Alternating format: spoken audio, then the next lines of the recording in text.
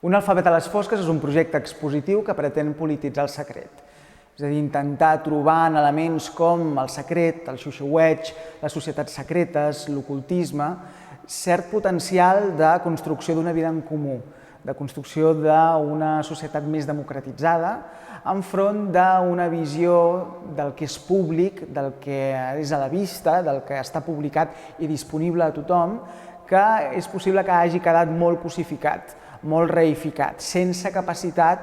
d'anul·lar certes contradiccions internes i que fins avui dia s'ha revelat insuficient en molts casos. És important per a un alfabet a les fosques certa noció de performativitat, no només perquè al projecte hi hagi artistes que hi col·laboren mitjançant performance, sinó perquè també una noció del llenguatge o de l'alfabet mateix entès des del llenguatge oral i no escrit, des del xiuxiueig, des de certa capacitat d'acabar amb la lletra com a un signe tipificat, mort, enquistat. La performativitat és un element important a un alfabet a les fosques, tal com ho mostra Gabriel Ventura, un dels artistes convidats. Ell participa amb Noema, que serà una performance on intenta explorar quines són les possibilitats actuals de la telepatia com a forma de comunicació secreta en la qual el que és el contingut del que els vol transmetre passa entre un grup d'iniciats, un grup de privilegiats, que finalment acaba traslladant un resultat poètic en aquesta activitat. La capacitat de crear comunitat, de crear entesa entre persones, pot arribar a ser més forta, pot arribar a crear uns vincles més estrets des d'aquella confidencialitat que ens dona el secret, que ens dona la transmissió que no ve vehiculada per la paraula. Aquesta és una qüestió que en Gabriel Ventura vol explorar. La Joana Capella, que ens presenta 4 pitxells trampa. El pitxell trampa és un tipus de ceràmica popular que consisteix en un càntir amb diversos becs, però un no sap mai per quin d'aquests becs el contingut acabarà vessant. No només aquest caràcter imprevisible del pitxell trampa és convenient o fa referència a alguns dels temes d'un alfabet a les fosques, sinó també el seu caràcter d'opacitat. El càntir, com a recipient que oculta quin és el seu contingut, és el contrapunt a un culte a la transparència, que sobretot es pot veure fins a quin punt la utilització del plàstic com a zènit de la transparència que ens permet veure absolutament tot el que hi ha. El càntir ens oculta, el càntir ens revela amb certa trampa què és el que s'oculta dins seu i, a més, a partir d'una sèrie de filtres digitals que complementen l'obra i que l'espectador pot descarregar-se in situ a sala, un pot acabar de veure a la mateixa sala o a posteriori una aparença oculta digitalment en aquests pitxells trampa de la Joana Capella. De tal manera en què també un alfabet a les fosques és una exposició on hi ha certa tensió entre cert llenguatge o certa estètica que pot resultar arcaica, que remeti a unes formes o a una saviesa antiga, i la pulsió digital pròpia del present. Seguint aquestes referències a una forma antiga o una estètica antiga que ens tensioni respecte a les necessitats polítiques del present, es troba la instal·lació de l'Alba Mayol, Oracle of the Origin, on intenta, a partir d'un vídeo, una fotografia i una publicació, remetre al caràcter misteri que encara conserven coves com les que es trobem a Marati, a l'illa de Paros, a Grècia,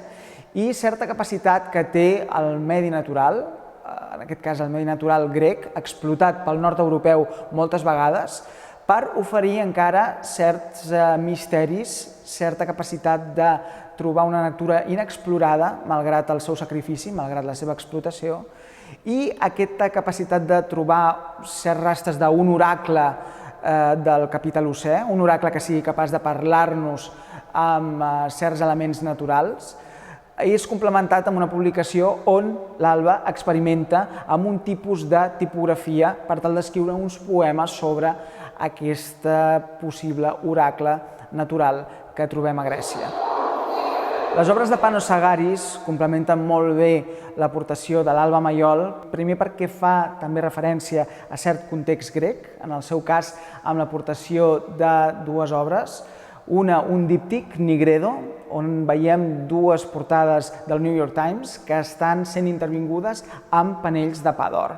Aquests panells de pa d'or el que fan és ocultar tota la informació escrita. Per tant, el diari, que és el zènit, que és la culminació de tot el que és la informació pública, el periodisme com a quart poder, els mitjans de comunicació com a contrapès dels mandataris, queda posat en entredit amb una mena d'iconoclàstia que no ataca les imatges, sinó que ataca la paraula. A més, amb un tipus d'imatges daurades geomètriques que casen bé amb altres elements geomètrics com a sòlids cromàtics, poden remetre a Malevich, poden remetre al suprematisme, una referència important a un alfabet a les fosques, i que lliguen part de l'exposició a nivell formal. Un alfabet a les fosques també vol revaloritzar el llenguatge oral i intentar buscar certs punts de fuga en el que és la nostra pràctica oral, el que és la nostra comunicació parlada, a partir de pràctiques que poden ser heterogènies, com la revalorització del karaoke, com un exercici d'estar en comú, de poder estar junts. Rencoroso que no tiene corazón, lleno de celos, sin razones ni motivos, como el viento impetuoso, pocas veces. Els elements performatius que trobem en les propostes del Gabriel Ventura o de la Noela i la Clàudia es complementen amb altres performances com la que realitzaran in situ, en sala, la Aitana Cordero i en Jaume Ferrete Vázquez. Els dos intenten fer servir el xiu-xiueig com a una forma de diàleg que podrà veure's en sessions obertes al públic al llarg d'una setmana, on els dos performers el que fan és intentar dialogar corporalment gràcies al xiu-xiueig com a forma de vincle que permet no només relatar confidències, sinó també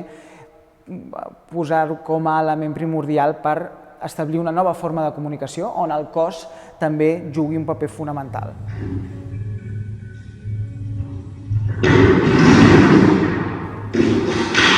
Seguint aquesta importància que té el xiu-xiueig com a forma de comunicació, trobem la instal·lació i performance de la Laura Llanelli, Hace tiempo que no te susurro, on de forma íntima la Laura reuneix una sèrie de persones per tal que entre elles xiu-xiuegin una sèrie de frases que culminen finalment amb la revelació d'un secret personal a una gravadora que finalment podrà extreure's com a targeta que és present a sala i que, per tant, d'alguna forma comprèn una sèrie de missatges que no transcendeixen a la resta dels espectadors. Aquesta capacitat de crear una comunitat íntima que no crea mecanismes d'exclusió, malgrat que simplement pugui reunir-se de forma particular i creant una atmosfera especial, és part de l'objectiu que té la performance de la Laura. Culmina el projecte d'un alfabet a les fosques, una taula de documentació on es faciliten certes lectures que poden donar algunes claus interessants de quins són els orígens d'aquest projecte, què ha motivat encarar la lectura d'algunes de les obres que són presents d'aquesta manera i no d'alguna altra. Hi trobem textos d'en Jorge Luis Marzo, de filòsofs idealistes com Johann Gottlieb Fichte, de personatges tan interessants com la Genesis P. Orridge. Com a complement a aquesta taula de documentació escrita hi ha una sèrie de fragments de la pel·lícula El paso suspendido de la cigüeña, de Theo Angelopoulos, on se'ns relata la desaparició d'un polític. La desaparició d'un polític, en principi, és una figura pública que no hauria d'ocultar-se mai, suposa una metàfora excel·lent del que és aquesta tensió precisament entre el que és públic i el que és privat. Sinònim. Des d'aquesta tensió entre el que és públic i el que és privat pot esdevenir el secret i l'ocultació un motor per crear vida en comunitat, per crear vida en comú